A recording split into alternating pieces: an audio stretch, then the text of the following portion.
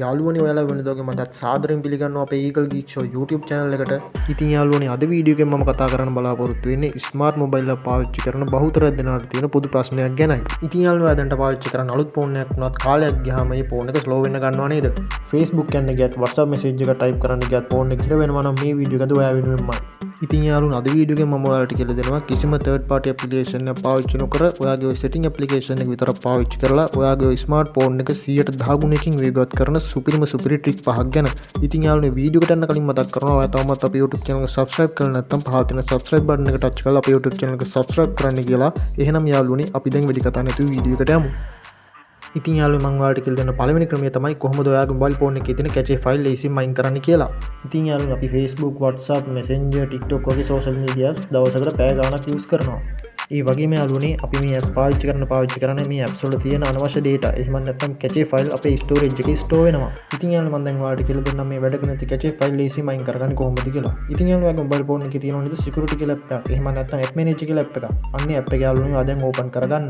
ඉතින් යාළුවනේ මේ simple application එක දැන්ට එන හැම ෆෝන් එකකම වගේ තියෙනවා. නම වෙනස් වෙන්න පුළුවන් යාළුවෝ. නමුත් කරන එකම කාර්යය. සමහර ෆෝන් වල phone manager කියලා තියෙනවා. ඉතින් යාළුවෝ ආයේ app එක manager open කරගන්න. ඊට පස්සේ යාළුවනේ පොඩි වෙලාවක් මෙහෙම බලන් ඉන්න ඔයාගේ ෆෝන් එක scan වෙනවා.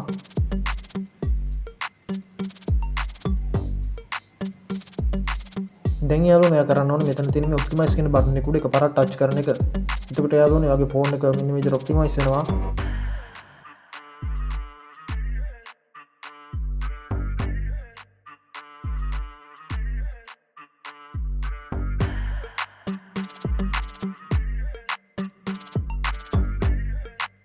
දැන් යාළුවනේ ඔයා මෙතනින් back වෙන්න. ඊට පස්සේ යාළුවනේ ඔයාලට පේනවා නේද මේ වම් පැත්තේ උඩම කෙළවරේ තියෙන cleaner කියලා option එක. අන්න උඩ යාළුවනේ ඔයා දැන් touch කරන්න. ඊට පස්සේ යාළුවනේ app එකෙන් ඔයාගේ junk file ටික මෙන්න විදිහට calculate කරනවා. දැන් යාළුවනේ ඔයාලට පේනවා තියෙන MB 862ක් තියෙනවා. මම මේ ටික clean කරගන්න මෙතන යට තියෙන තමිලි පාටින් clean up කියලා යාළුවනේ option එක. අන්න උඩ touch කරනවා. එතකොට යාළුවනේ මෙන්න මේ විදිහට අපේ storage එක clean වෙනවා. ඉතින් යාළුවනේ මේ ක්‍රමෙන් ඔයාගේ phone එකේ GB ගානකට ලේසියෙන් ඉතුරු කරගන්න පුළුවන්. ඉතින් යාළුවෝ ෆෝන් එක ස්පීඩ් අප් කරන දෙවෙනි ට්‍රික් එක තමයි ඔයාගේ ෆෝන් එකේ තියෙන ඩෙවලොප් ඔප්ෂන් එනේබල් කරලා ඒකේ තියෙන ඇනිමේෂන් ස්පීඩ් එක අඩු කරන එක. ඉතින් යාළුවෝ මම දැන් ඔයාලට මේ වැඩේ ලේසියෙන් කරගන්නේ කොහොමද කියලා පියවරෙන් පියවර කියලා දෙන්නම්. ඔයා දැන් මුලින්ම කරගන්න ඕන ඔයාගේ setting application එක මෙන්න මේ විදිහට open කරගන්න එක. දැන් යාළුවෝ ඔයාලට පේනවා නේද මෙතන උඩම තියෙන about phone කියලා. අන්න ඒක උඩ යාළුවෝ touch කරන්න. ඊට පස්සේ මෙතන තුන්වෙනිට තියෙන යාළුවෝ OS version කියලා අන්න ඒක උඩ යාළුවෝ යා හතර පාරක් touch කරන්න. ඉතින් යාළුවෝ මේ black screen එකේ ඉන්නේ මම මෙතන fingerprint ID එක තියෙන නිසා ඊට පස්සේ යාළුවෝ මේ මෙනු එකේ පොඩ්ඩක් බෑක් වෙන්න. දැන් යාළුවනේ ඔයා මේ මෙනු එකේ පොඩ්ඩක් යටටම යන්න. යටටම ගියාම බලන්න පුළුවන් additional setting කියලා option එකක් තියෙනවා. අන්න ඒක touch කරලා මේ මෙනු එකෙත් යාළුවනේ පොඩ්ඩක් ඔයා යටටම යන්න. එතකොට යාළුවනේ ඔයාලට බලාගන්න පුළුවන් develop option කියලා එකක් දැන් අලුතෙන් එවිත් තියෙනවා. අන්න ඒකට යන්න යාළුවනේ දැන් යාළුවනේ මේ මෙනු එක ඔයා පොඩ්ඩක් පල්ලෙහාටම යන්න.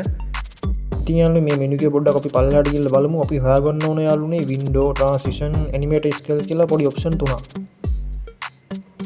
අන්න යාළුවෝ මේ තියෙන. ඉතින් යාළුවෝ මේවා තියෙන්නේ default ඇවිල්ලා මේ ස්පීඩ් එක වැඩිලා තියෙන එක විදියට. ඉතින් යාළුවෝ අපි මේ setting තුනේම යාළුවනේ ස්පීඩ් එක හදා ගන්න ඕන මේ 0.5 විදිහට. ඔයාලා මේ setting තුනේ 0.5 දාලා මේකෙන් back වෙන්න.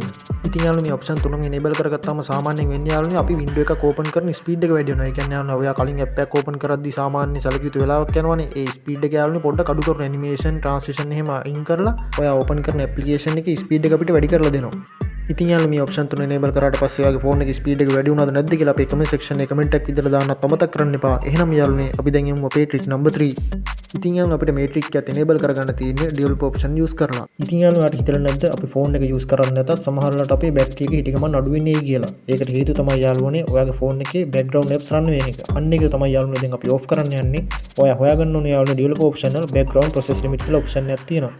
මේ තියෙන යාළුවනේ අන්න ඒක උඩ යාළුවනේ දැන් ඔය එකපාරක් touch කරන්න. ඉතින් යාළුවනේ මේක default in standard කියලා ඔයා යාළුවනේ මේක change කරගන්න ඕනේ at most 2 process කියලා.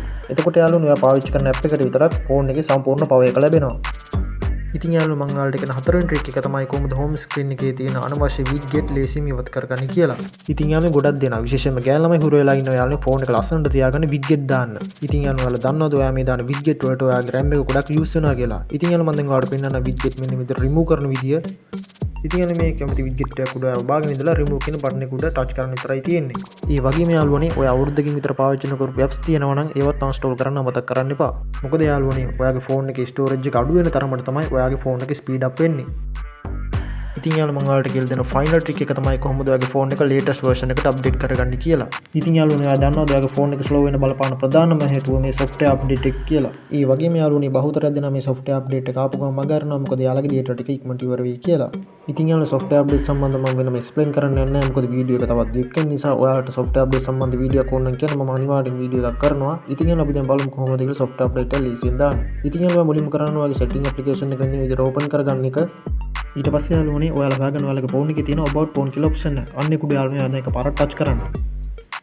ඉතින් යාළුවෝ මේ option එක උඩ touch කරාම update එකක් තියෙනවා නම් අර notification එකක් එනවා update එකක් ඇවිල්ලා තියෙනවා කියලා. ඉතින් යාළුවෝ මගේ හැම notification එකක් එන්නේ නැහැ මොකද මම latest version එක update කරලා තියෙන නිසා. ඉතින් යාළුවෝ මගේ app වලට update ඇවිල්ලා තියෙන කියලා බලා ගන්න පුළුවන් මේ system app update එක කරා. ඉතින් යාළුවෝ app වලටත් update ඇවිල්ලා නැහැ මගේ. ඉතින් යාළුවෝ ඔන්න විදිහට තමයි software update සහ app update ලේසියෙන්ම දෙන්නේ. ඉතින් යාළුවෝ අද වීඩියෝ එකේ මම කියලා දීපු ට්‍රික්ස් පාව ඔයා හරියට කරාම ඔයාගේ ෆෝන් එක මොන තත්ත්වයේ තිබ්බත් ඔයාගේ ෆෝන් එක 110 ගුණයකින් ස්පීඩ් අප් කරගන්න පුළුවන්. ඒකට මම සහතික වෙනවා. ඉතින් යාළුවනේ වීඩියෝ එකට කැමති නම් වීඩියෝ එක ලයික් කරන්න, කමෙන්ට් කරන්න, ඒ වගේම ඔයාගේ යාළුවන්ට අතර වීඩියෝ එක ෂෙයා කරන්න අමතක කරන්න එපා. මතකතුව යාළුවනේ channel එක subscribe කරන්න. එහෙනම් යාළුවනේ නැවත මේ වගේ ටෙක් වීඩියෝස් එකෙන් හමු වෙමු. එතකන් සුබ දවසක්.